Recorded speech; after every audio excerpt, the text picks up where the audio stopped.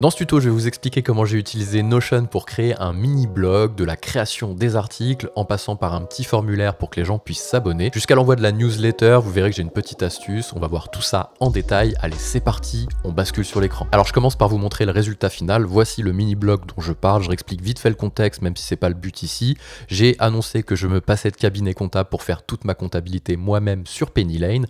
J'ai vu que ça intéressait pas mal de monde, donc je me suis dit que j'allais créer un petit blog build-in public pour que tout le monde soit informé de l'avancée de cette aventure. Donc j'ai créé ici voilà, un petit blog où j'explique en 3 lignes le contexte, et ici chaque semaine je vais mettre un article de blog. Je vais aussi centraliser tous les posts LinkedIn que j'écris sur le sujet, un petit peu comme une catégorie de blog ici que j'ai mis en onglet. Je vais afficher aussi tous les différents tutos que je vais faire sur Penny Lane. Vous avez peut-être déjà dû voir si vous suivez la chaîne que j'ai sorti un premier tuto, et aussi l'agenda des lives lorsque je vais travailler sur le sujet en public, qu'on puisse voir les sessions que je vais faire. Voilà un petit peu pour le contexte. Le but c'était pas de faire de la promo de ce projet, simplement vous expliquer quel va être l'usage du blog. Voici le résultat, c'est un vrai site disponible publiquement avec une URL. J'ai utilisé la fonctionnalité site. On va basculer tout de suite sur Notion et je vais vous montrer comment j'ai fait.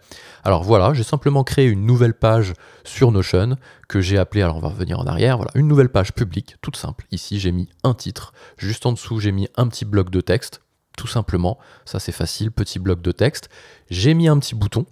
On va commencer à s'intéresser à la partie où les gens vont pouvoir s'abonner pour suivre toute l'aventure et avoir des notifications quand je publie quelque chose de nouveau, en général une fois par semaine.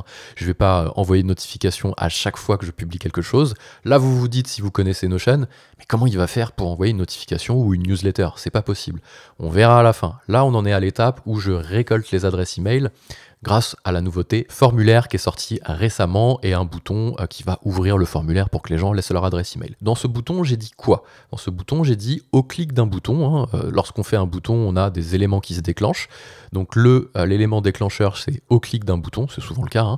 J'ouvre le formulaire que j'ai créé pour l'occasion en aperçu centré. Donc là, ce que j'ai fait en parallèle, c'est que j'ai créé un formulaire qui est ici, que j'ai appelé Form Cabinet to Penny Lane, qui est là en fait un formulaire tout simple. Si vous ne savez pas comment créer des formulaires, je vous invite à aller voir la vidéo, le lien doit s'afficher juste en haut à droite. Donc là j'ai créé un formulaire, j'ai remis un petit laïus et j'ai juste récolté l'adresse email. Quand les gens vont laisser leur adresse email, ça va alimenter une base de données Notion que j'ai appelée abonné expert comptable, même si j'imagine qu'il n'y aura pas que des experts comptables qui vont s'abonner à cette aventure. Je l'ai appelé comme ça me permet de m'y retrouver. Donc si je récapitule, dès que les gens cliquent sur s'abonner, ça ouvre le formulaire, ils laissent leur adresse email et ça vient remplir ma base de données. Ok, ça, pas de problème. On ferme la parenthèse de la partie newsletter, je vous expliquerai à la fin comment je vais envoyer les emails chaque semaine avec les nouveautés du blog. Ensuite, qu'est-ce que j'ai fait? J'ai simplement créé une petite base de données. Je vais vous ouvrir la base de données ici, on va la dupliquer et on va se la mettre en mode liste, que vous compreniez un petit peu. Donc ça, pareil, je réexplique pas comment créer une base de données dans Notion. Il y a des tutos déjà sur cette chaîne qui expliquent comment le faire. Un tuto d'1 heure, je crois, qui explique comment créer des bases de données. C'est la fonctionnalité intéressante de Notion. En général, les gens passent à côté de ça en pensant que c'est un outil de prise de notes. Eh bien non, la grosse force de Notion, c'est sa partie base de données et le genre de choses qu'on peut faire aujourd'hui ensemble. Donc là, je vais le remettre en mode table, que vous compreniez un petit peu le principe, et je vais enlever les filtres aussi, parce que vous voulez voir que j'ai mis des filtres pour pouvoir filtrer la typologie de contenu que je crée dans chaque onglet. Ici, hop, j'enlève le filtre, je vais le supprimer carrément, voilà tout ce que j'ai. Donc ça, c'est une base de données classique avec un titre, d'ailleurs je pourrais mettre titre ici d'ailleurs, plutôt qu'épisode, puisque j'ai plusieurs typologies de contenu que je crée, une petite description, l'URL qui pointe vers la ressource en question, parce que vous allez voir que je vais mettre en ligne des posts, des tutos, des lives, donc j'ai impérativement besoin d'avoir un champ URL pour réceptionner l'URL du contenu sur lequel je veux renvoyer les gens. Et la date de publication pour pouvoir faire des tris. Tout simplement. Quand j'ouvre, ici, vous voyez, je vais afficher peut-être, pour que vous puissiez voir, hop, propriété, je vais afficher le champ type, voilà, j'ai des articles de blog, des lives, des posts et des tutos. Exactement le même nombre d'onglets que j'ai ici. Blog, live, post, tuto. Blog, live, post, tuto. Ok, pas de problème. Si j'ouvre un article de blog, c'est un article de blog. Ici, j'ai mis une petite présentation, j'ai mis un champ description URL comme je vous expliquais, et j'ai mon article de blog ici qui est directement en dur. c'est le contenu d'une page, ok?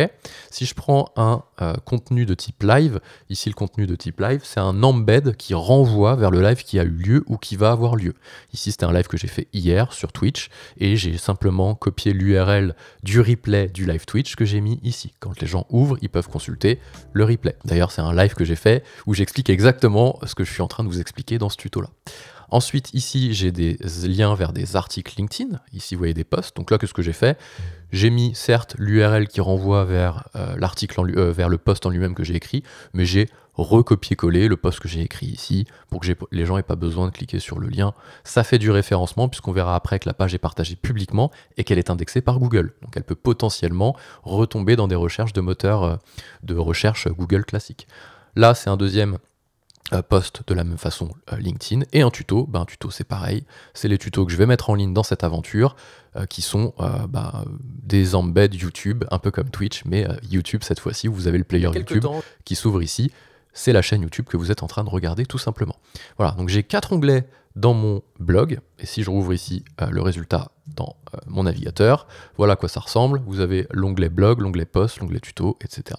Post, tuto, live, et le nouvel onglet que j'ai créé juste pour vous montrer que je supprimerai après. Si on retourne sur Notion, ici vous avez bien vu que j'ai plusieurs onglets, j'ai pas envie de tout afficher à chaque fois. Tout simplement ici, au niveau des filtres, sur chaque onglet, ici l'onglet blog, j'ai fait un filtre et je dis je veux uniquement les contenus de type blog. Post, même chose, je veux uniquement les contenus de type post. Tuto, live, vous avez compris le principe, c'est ce qui me permet d'afficher différentes catégories en fait. Sur la partie blog, j'ai fait un affichage ici en mode galerie pour avoir ce bel affichage un petit peu qu'on a comme sur les blogs classiques. Quand il y aura d'autres articles ici, ils vont venir se mettre à côté. J'ai mis une miniature ici qui est générée directement par Notion. Je pourrais mettre des miniatures personnalisées. Et j'ai simplement dit qu'au niveau de la disposition, je viens afficher dans l'aperçu de la carte mon image de couverture. Et sur mon article de blog, ici, en image de couverture, j'ai ma miniature. Si vous vouliez afficher derrière votre propre miniature, il faudrait la charger ici en image de couverture et dire comme moi qu'au niveau de l'affichage de votre galerie, ici, vous vous dites que vous voulez afficher en aperçu de la carte votre image de couverture, ce qui n'est pas le champ par défaut, c'est toujours l'aperçu de ce que vous avez écrit dans le contenu de la page qui s'affiche, donc vous pouvez le modifier ici. Et ça vous fait un blog, ma foi, on sait que c'est une page Notion, mais c'est disponible publiquement. Justement, pour que ce soit disponible publiquement, une fois que tout ça est fait, qu'est-ce que j'ai fait? J'ai simplement été dans les paramètres de partage ici, dans l'onglet publier, même chose, j'explique sur un tuto dédié comment créer un site web depuis Notion, une page publique, on appelle ça. Donc je vous explique rapidement ici quand même.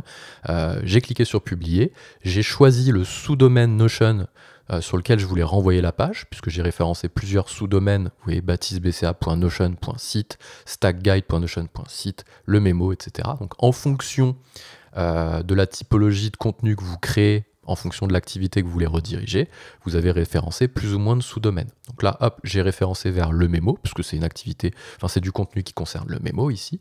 J'ai été personnaliser mon site, tout simplement, je l'ai mis en clair, j'ai changé ma petite favicon, j'ai mis une en-tête personnalisée aussi où je choisis si j'affiche le fil d'Ariane, le bouton rechercher, le bouton dupliquer, filigrane Notion ou pas.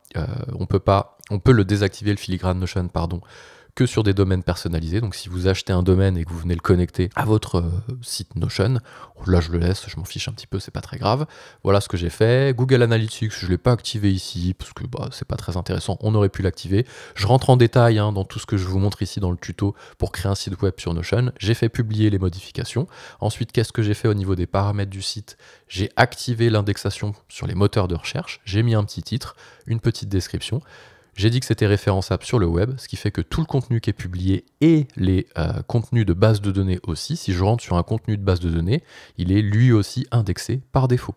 Il a hérité de l'indexation de sa page parent, entre guillemets, de la page qui a au-dessus. Donc tout ce que je vais publier en dessous, pas que d'ailleurs, je sais pas moi si je prends un post, pourquoi je le réécris aussi? Parce que je sais que le post il va être lui aussi référencé.